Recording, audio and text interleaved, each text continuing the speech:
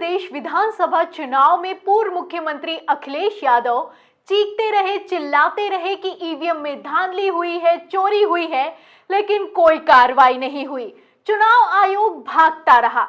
लेकिन अब चुनाव आयोग कैसे भागेगा जब बड़े सबूत निकलकर सामने आए हैं?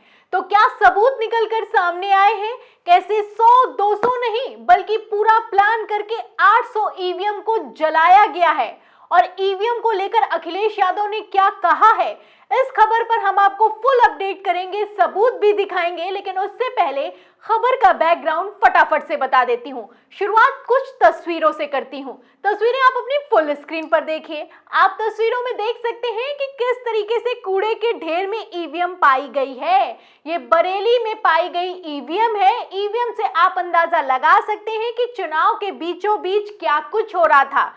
एक तरफ कूड़े के ढेर में ईवीएम पाई गई, वहीं दूसरी तरफ जहां पर मतगणना होनी थी उस मतगणना केंद्र के ठीक बाहर बैलेट पेपर भी कूड़े के ढेर में पाए गए। इस खबर को तो एबीपी ने रिपोर्ट भी किया है। खबर आप देखिए एबीपी की। देखिए इसमें लिखा हुआ है कि बरेली में कूड़े की ढेर में मिले बैलेट पेपर, सपा नेता और प्रशासन के पहुंचने पर मचा हड़कंप। तो ये खबर 9 मार्च 2022 को निकलकर सामने आई। 10 मार्च को वोटों की गिनती होनी थी, तब मतपत्र और ईवीएम कूड़े के ढेर में पाए जा रहे थे। तो कैसे चुनाव हो रहा था उत्तर प्रदेश के विधानसभा चुनाव में, आप इन खबरों पर अंदाजा लगा सकते हैं। लगातार अखिलेश यादव ने इस पर कार्रवाई की मांग की, लेकिन चुनाव आयोग ने किसी तरह का कोई जवाब नहीं दिया।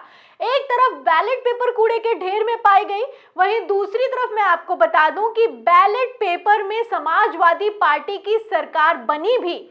क्या खबर है, नहीं याद है तो ये भी खबर देखिए। खबर आप देखिए एबीपी की। देखिए इसमें लिखा है कि अखिलेश यादव ने कहा पोस्टल बैलेट में 51.5% वोट सपा को मिले, इतनी सीटों पर जीत का किया दावा। तो दावा किया अखिलेश यादव ने कि मुझे 304 सीटें मिलती, लेकिन 304 सीटें बैलेट पेपर में तो मिली हैं, लेकिन ईवीएम में नहीं मिली। ईवीएम में खेला हुआ है, चोरी हुई है, धांधली हुई है। जैसा उत्तर प्रदेश में हुआ वैसा ही कुछ मध्य प्रदेश में भी हुआ। मध्य प्रदेश में भी आपको याद होगा कि कांग्रेस की तरफ से दावा ठोका गया कि 199 सीटें मिलती उन्हें। मध्य प्रदेश में 230 विधानसभा की सीटें होती हैं। दिग्विजय सिंह ने कहा कि 199 सीटें अगर मुझे बैलेट पेपर में मिली हैं तो ईवीएम में हम इतना पीछे कैसे छूट गए।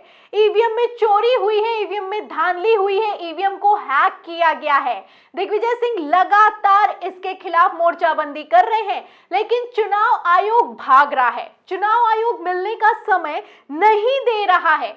आपको बता देंगे जैसी खबरें उत्तर प्रदेश से निकलकर सामने आई, वैसे ही हाल ही में मध्य प्रदेश से भी खबरें निकलकर सामने आई। खबर आप देखिए, इसमें लिखा भी है कि एमपी में चढ़ा सियासी पारा, 11,000 डाक मतपत्र गायब, कांग्रेस ने लगाए धांधली के आरोप। ये खबर निकलकर सामने आई 28 नवंबर को। 3 दिसंबर को रिजल्ट निकलकर सामने आए।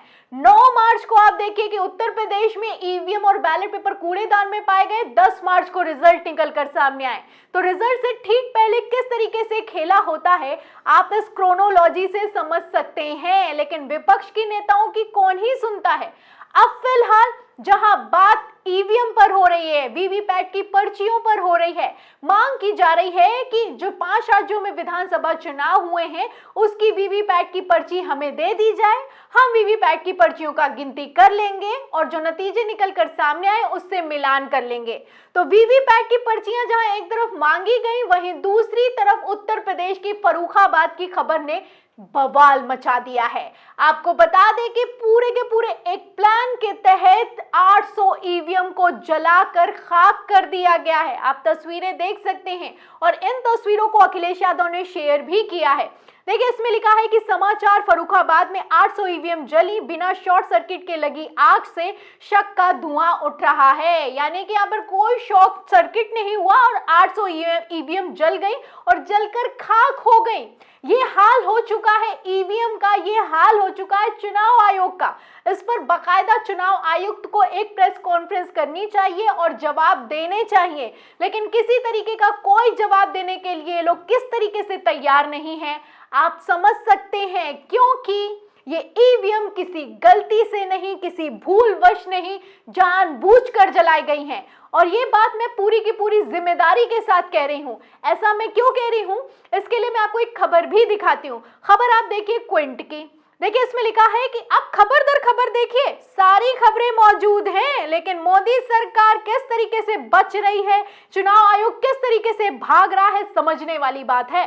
खबर में देखिए हेडिंग में लिखा है कि फर्रुखाबाद के चुनाव कार्यालय में गोदाम में लगी आग, 800 ईवीएम खाक होने की आशंका। तो अभी तो 800 बताई जा रही है, गिनती करिए तो 800 से ज्यादा ही निकल आएंगी।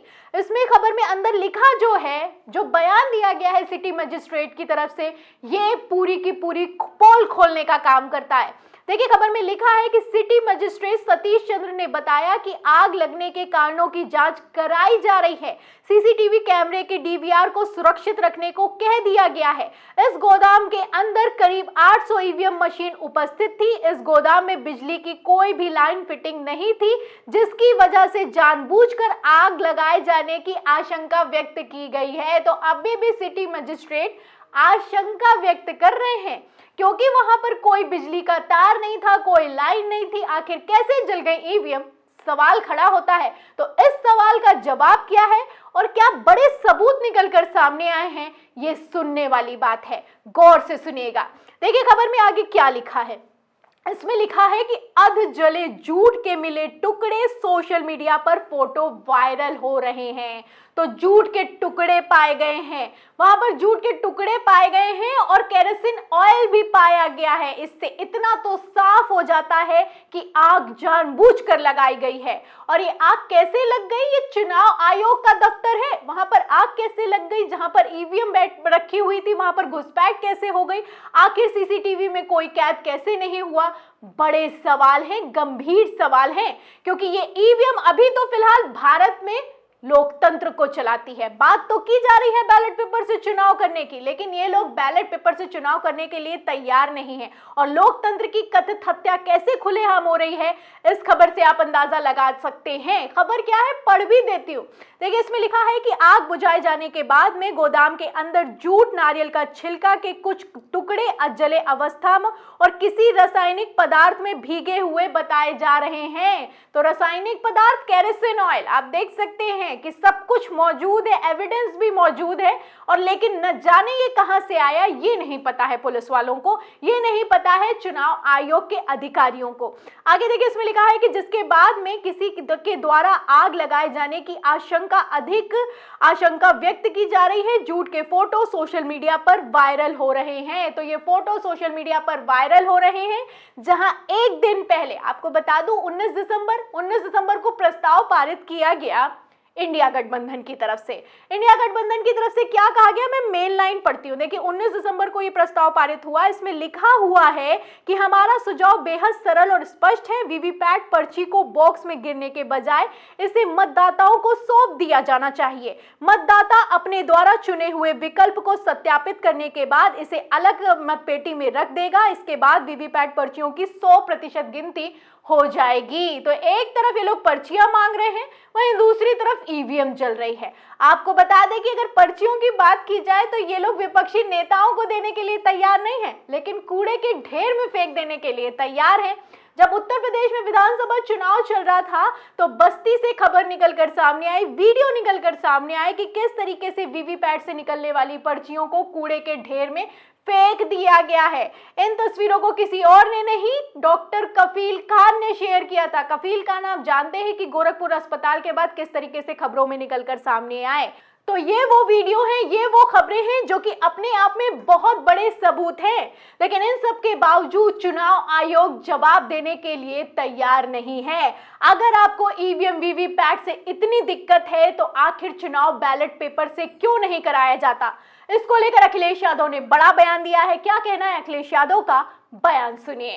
अगर आप अमेरिका से नकल कर रहे हो, आप डेवलप्ड कंट्री बनना चाहते हो, तो जो डेवलप्ड कंट्री में व्यवस्था है वोट डालने की, उसको क्यों नहीं अपना रहे हो आप। अमेरिका जैसा देश जो अर्थव्यवस्था में ताकतवर है, वो अपने आप महीनों बैलेट से वोट डलवाता है। जापान जैसा देश जहां से ईवीएम कभी बनी, वो बैलेट से वोट डलवा रहा है। जर्मनी का जो सुप्रीम कोर्ट है, उसने ये पाबंदी लगाई कि अगर ईवीएम से मशीन से वोट पड़ेगा तो वो अनकॉन्स्टिट्यूशनल है।